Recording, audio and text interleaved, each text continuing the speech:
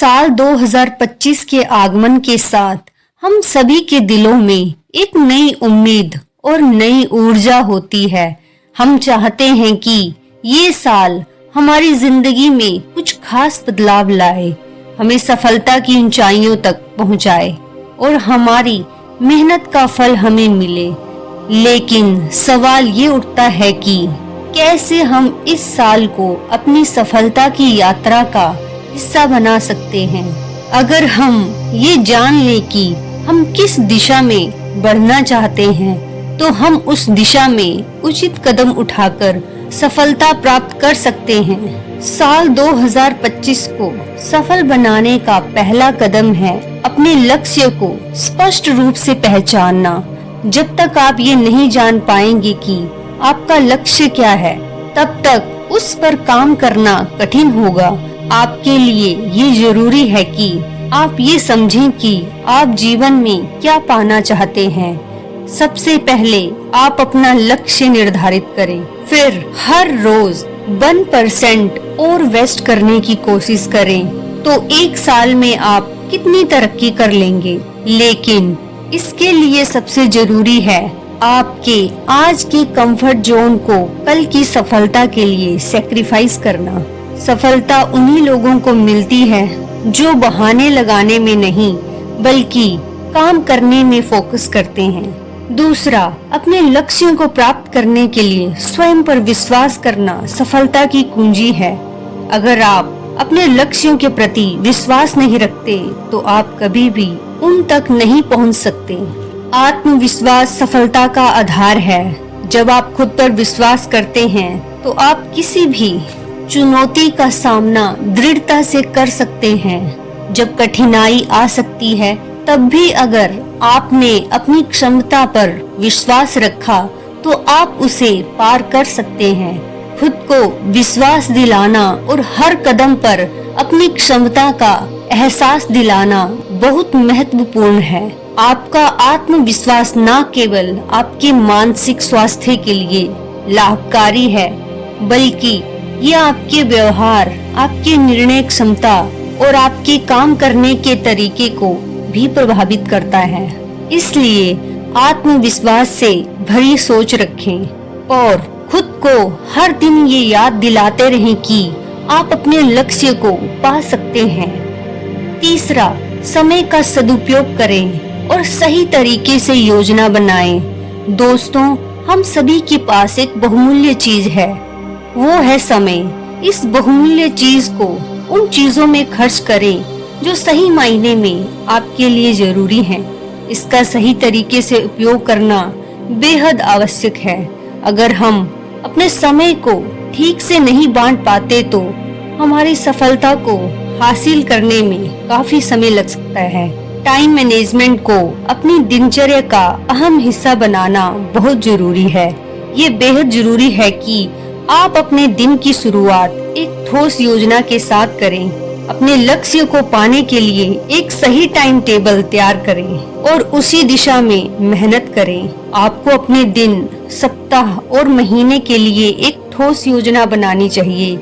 ये योजना आपको अपने कार्य को प्राथमिकता देने में मदद करेगी। समय का सही उपयोग करने से आप अपने कार्य को सुचारू रूप से पूरा कर पाएंगे और अपने लक्ष्यों तक तेजी से पहुंच पाएंगे। चौथा, सकारात्मक सोच को अपनाएं और जीवन में चुनौतियों को अवसरों में बदलें। सकारात्मक सोच एक शक्तिशाली हथियार है जो हमें किसी भी समस्या या चुनौती का सामना करने में मदद करता है। जब आप हर कठिनाई को एक अवसर के रूप में देख पाते हैं। जीवन में हमेशा उतार चढ़ाव आते हैं, लेकिन अगर हम कठिनाइयों को अवसर मानकर उनसे सीखने की कोशिश करें, तो हम जल्द ही अपने लक्ष्य की ओर अग्रसर हो सकते हैं। और जीवन में ये जरूरी नहीं है कि हर बार सफलता मिल ही जाए। कभी कभी असफलता भी आती है, लेकिन वे हमें एक नई दिशा दिखाती है। अगर हम हर असफलता को एक अनुभव मानकर सीखते हैं, तो अगला प्रयास बेहतर हो सकता है। इसीलिए सकारात्मक सोच को अपनी दिनचर्या का हिस्सा बनाएं और मुश्किल समय में भी उम्मीद का दामन छोड़ने के बजाय उसे अवसर में बदलने की कोशिश करें। 5वां, निरंतर सीखने की आदत डालें। अगर आप चाहते हैं कि 2025 आपके लिए सफलता का साल बने, तो आपको निरंतर सीखते रहना होगा।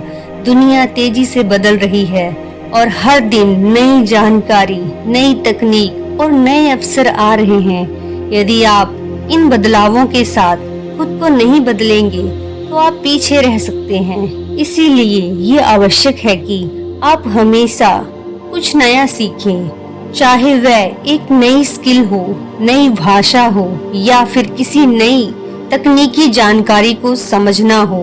आपको हर दिन नया सीखने की आदत डालनी चाहिए। चलिए एक नई कहानी के माध्यम से समझते हैं, जिसका नाम है नया साल नई दिशा। हिमालय की घाटियों में एक छोटा सा मठ था, जहाँ संत अरुण अपने शिष्यों को जीवन की गहरी सीख दिया करते थे। संत अरुण का मानना था कि हर व्यक्ति में असीम संभावनाएं होती हैं, लेकिन उन्हें जागृत करना हर किसी के बस की बात नहीं। नए साल की पहली सुबह मठ में शिष्यों की भीड़ जमा थी। एक युवा शिष्य नीरज चिंतित और असमंजस में संत के पास आया। गुरुदेव, हर साल मैं नए लक्ष्य बनाता हूँ, लेकिन उन्हें पूरा नहीं कर पाता। कुछ दिनों बाद ही मेरा उत्साह खत्म हो जाता है। क्या मैं कभी अपने जीवन में सफल हो पाऊंगा? नीरज ने उदास होकर गुरुदेव से पूछा। संत अरुण ने मुस्कुराते हुए कहा, तुम्हारा सवाल बहुत आम है, लेकिन इसका उत्तर असाधारण है। चलो तुम्हें एक कहानी सुनाता हूँ। संत ने कहानी सुनाना शुरू किया। बहुत समय पहले एक गांव में 3 मजदूर पत्थर तोड़ रहे थे। किसी यात्री ने पहले मजदूर से पूछा, तुम क्या कर रहे हो? पहला मजदूर थकान भरी आवाज में बोला, मैं पत्थर तोड़ रहा हूँ।